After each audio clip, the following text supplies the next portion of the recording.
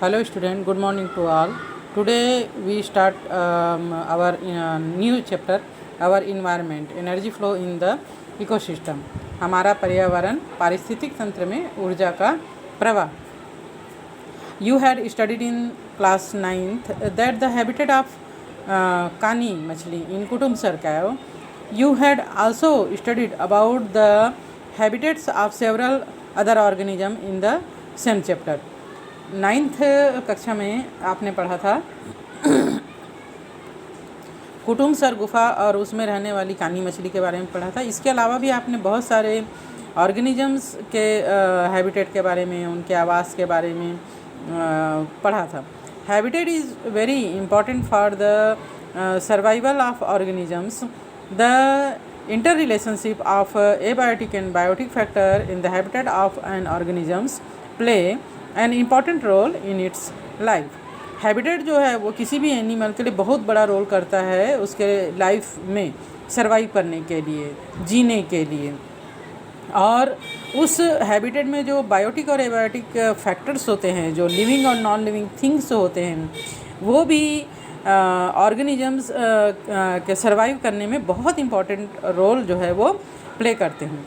We have studied in chapter 1 evolution that adaptation of organisms occur in different ways in habitat due to different abiotic and biotic condition. evolution के chapter में हमने पढ़ा था, adaptation के बारे में हमने पढ़ा कि किस प्रकार लिविंग बींग्स जो है वो अपने आप को बचाए रखने के लिए, नेचर में सर्वाइव करने के लिए ये जो है इनमें विभिन्न प्रकार के एडाप्टेशन पाए जाते हैं.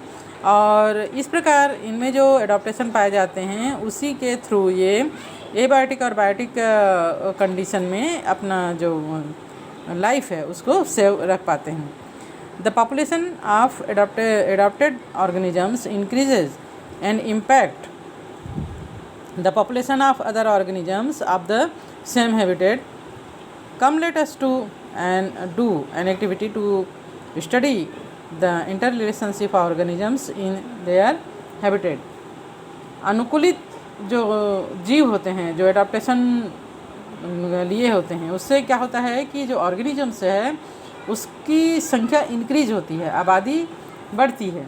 और इसका जो असर है वो वहाँ पर रहने वाले दूसरे जीवों या ऑर्गेनिजम्स के आबादी पर भी, पॉपुलेशन पर पड़ता है. तो यहाँ पर हम एक एक्टिविटी करेंगे इंटर रिलेशनशिप के बारे में स्टडी करने के लिए. यहाँ पर हम एक एक्टिविटी करेंगे. तो ये एक्टिविटी क्या है? सबसे पहले select an area around your house और स्कूल और playground. It could be a part of garden और अ ग्रासी फील्ड. अपने घर के आसपास या स्कूल के आसपास कहीं भी आप एक एरिया को सेलेक्ट कीजिए जहाँ पे आप इजीली आ जा सकते हैं, वहाँ पर ऑब्जर्व कर सकते हैं. तो ये जो है वो एक घास का मैदान हो सकता है या फिर एक गार्डन हो सकता है. The area should be such that you could observe it regularly at least twice daily both in the morning and evening for 5 days. इस एरिया को आप सुबह शाम जो है वो रेगुलरली प्रतिदिन 5 दिन तक ऑब्जर्व करो. Mark a 1 metre by 1 metre mark a 1 metre by 1 metre area here. वहाँ पर एक एरिया जैसे यहाँ पर डायग्राम में दिखाया गया है 1 मीटर बाई 1 मीटर का एरिया जो है वो यहाँ पर मार्क कर लो. Write the name of the group of insect and the number of them that you observe there. As for example grass 20, ants 28 etcetera. यहाँ पर कितने एनिमल्स आते हैं, जैसे एंट जो है वो एक समय में कितने आ रहे हैं, 28 आ रहे हैं. और यहाँ पर घास के पौधे कितने उगे हैं, 20 उगे हैं. Dig a soil as well to count organisms. Try to keep count such that you count a particular organisms once only. If there are any trees, herbs, bushes etcetera, count them under the group of plants. तो यहाँ पर जो भी जीव नज़र आ रहा है, जो ऑर्गेनिजम्स नज़र आ रहे हैं, जैसे पौधे हैं, चींटियों की संख्या है, उसको अपने कॉपी में नोट डाउन करो और एक जीव की गिनती एक ही बार करने का प्रयास करो. और थोड़ा सा मिट्टी को भी हटाकर, सॉइल को भी हटाकर वहाँ पर कोई जीव है क्या ये देख लो। अगर वहाँ पर कोई पेड़ है या पौधा का समूह है तो उसको भी अलग अलग ग्रुप बनाकर नोट डाउन कर लो। अब जो है अपने ऑब्जर्वेशन के आधार पर इन क्वेश्चन का आंसर दो। Could you observe any food chain और food web in the marked area? Example के सहित जवाब दो कि यहाँ पर आपको कोई खाद्य श्रृंखला या खाद्य जाल नज़र आया क्या? फूड वेब और फूड चेन के बारे में आपने 9th में पढ़ा था। तो मे भी पॉसिबल यहाँ पर आपको फूड वेब नज़र आएगा या फूड चेन नज़र आएगा। फॉर एग्जांपल एंट वहाँ पर आ रही है और घास को खा रही है। एंट को जो है वो बर्ड्स खा रहे हैं, है ना, और बर्ड्स को बड़े बर्ड्स खा रहे हैं, या छोटे मोटे कीड़े जो हैं वहाँ पर आ रहे हैं उसको बर्ड्स खा रही है। तो इस प्रकार एक फूड चेन तो आपको ज़रूर वहाँ पर नज़र आ जाएगा, चाहे आप कितना भी छोटा एरिया लेंगे। Could you observe any food web और food chain in the whole garden? पूरे बगीचे में या पूरा जगह जो आपने मार्क किया है उसमें, उसके अलावा जिस जगह पे आपने मार्क किया है, यानी पूरा बगीचा या पूरा खेत या पूरा मैदान, वहाँ पर आपको कौन कौन सी फूड वेब और फूड चेन, खाद्य श्रृंखला और खाद्य जाल नज़र आया? What are the biotic and abiotic factor in that area? वहाँ पर एबायोटिक और बायोटिक फैक्टर, जैविक और अजैविक घटक कौन कौन से हैं? तो बायोटिक फैक्टर में क्या आ जाएगा? ग्रास आ जाएगा, एंट आ जाएगा, और भी जो भी एनिमल्स वहाँ पर होंगे वो वहाँ पर बायोटिक फैक्टर में आएंगे। और एबायोटिक फैक्टर में क्या क्या आएगा? वहाँ का सॉइल आएगा, वहाँ का एयर, वहाँ पे जो लाइट है, वो सब जो है वो एबायोटिक फैक्टर में आता है। What are the difference in abiotic factor of morning and evening hours? सुबह और शाम के जैविक और अजैविक घटक में क्या अंतर है? आप लोग देखेंगे कि सुबह के समय वहाँ पर बायोटिक फैक्टर ज़्यादा आते हैं, जैसे चींटियों की संख्या ज़्यादा है, या कीड़े मकोड़ों की संख्या ज़्यादा है, या पक्षियों की ज़्यादा है, या फिर इवनिंग में ज़्यादा है। तो इसको ऑब्जर्व करना है कि मॉर्निंग में ज़्यादा आ रहे हैं या इवनिंग में ज़्यादा आ रहे हैं। Now calculate the average number of organisms observe per day in the area from the total organisms observed in 5 days। इस प्रकार 5 दिन तक आपको कंटिन्यू इसको ऑब्जर्व करना है इवनिंग और मॉर्निंग में। As for example, if total number of ant were 50, those observed per day were 10, and this number multiplied by the area gives you an approximate number of ant population in that area। तो जैसे जैसे आप observation करते जाओगे आपको वहाँ पर changes नज़र आएंगे। अगर जैसे फॉर एग्जांपल के लिए जैसे वहाँ पर चींटियों की संख्या 50 है ना, तो एक दिन में 50 है टोटल, और एक समय में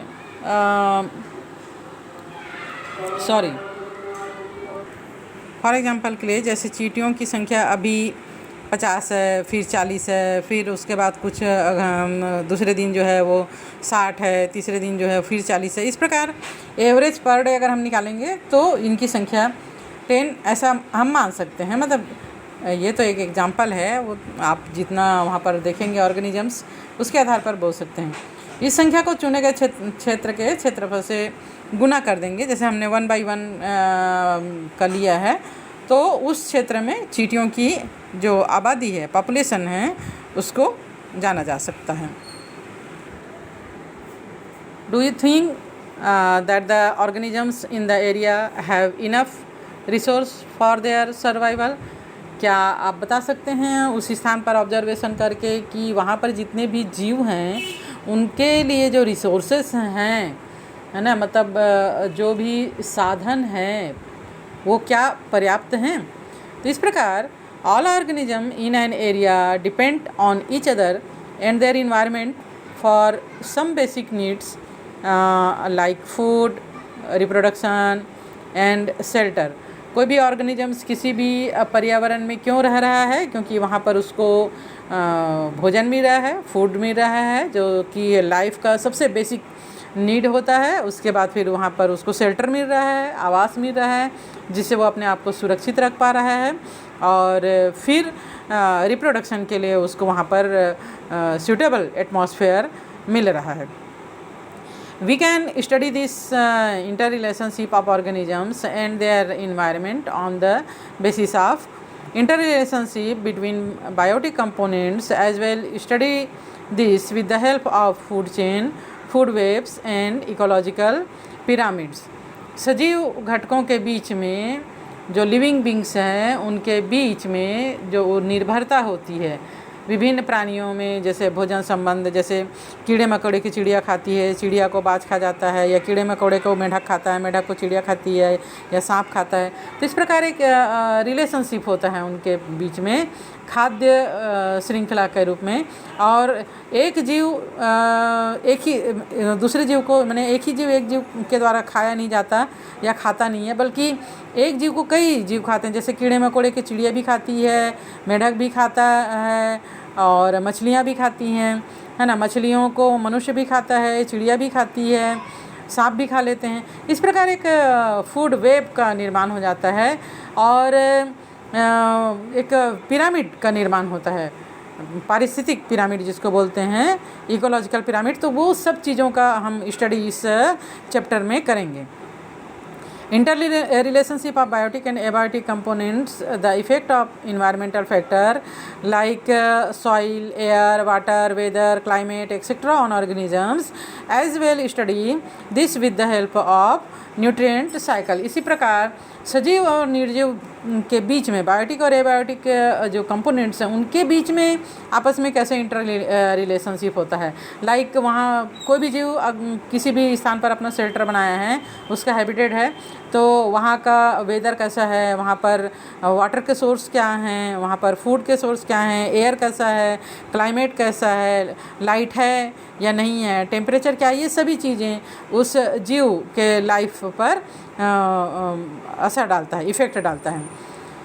We shall try to study the flow of energy mainly among biotic components with a mention of about energy flow into the abiotic environment. इस प्रकार बायोटिक और एबायोटिक के बीच में क्या आपस में रिलेशनशिप है, इसको हम इस लेसन में स्टडी करेंगे.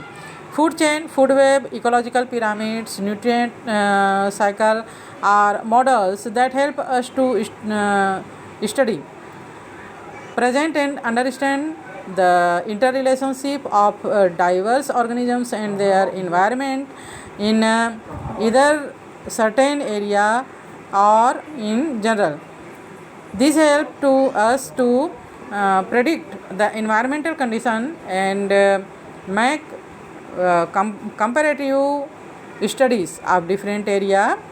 We often use ways like that used in activity 1 to collect data regarding different parameters in an environment that we shall study as an ecosystem. इस प्रकार खाद्य श्रृंखला, खाद्य जाल, पारिस्थितिक पिरामिड, पदार्थ का चक्रण, पर्यावरण के घटकों में आपस में अंतर संबंध, इंटर रिलेशनशिप को दर्शाने के लिए एक प्रारूप, एक एग्जाम्पल मात्र है जिससे हम किसी क्षेत्र विशेष के विविध जीव और उनके पर्यावरण के बीच में संबंध को समझने का प्रयास करते हैं.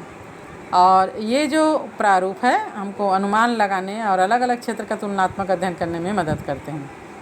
तो जैसे कि हमने क्रियाकलाप 1 में एक्टिविटी फर्स्ट में हमने अध्ययन संबंधी आंकड़े जुटाए और उन तरीक़ों को अपनाया, इसी प्रकार नेचर में जो भी जिस भी हैबिटेट का हमको स्टडी करना है उसका स्टडी करके ऑब्जर्वेशन करके स्टडी किया जाता है.